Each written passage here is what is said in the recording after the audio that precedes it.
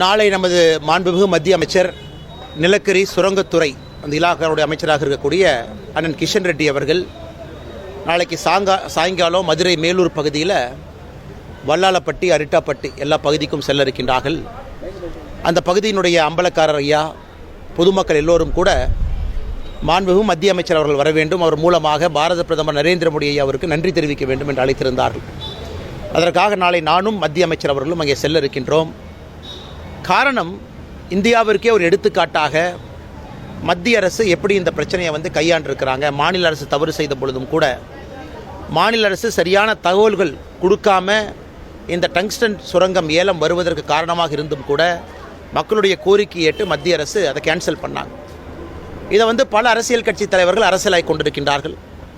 அதாவது இன்றைக்கி முதலமைச்சர் அவங்க சொல்கிறாங்க, திரு மு க ஸ்டாலின் அவர்கள், நான் சட்டப்பேரவையில் தீர்மானம் போட்டதுனால தான் அது நடந்ததுன்னா சட்டப்பேரவையில் எத்தனை தீர்மானம் போட்டிருக்கீங்க, எல்லாம் நடந்திருக்கா?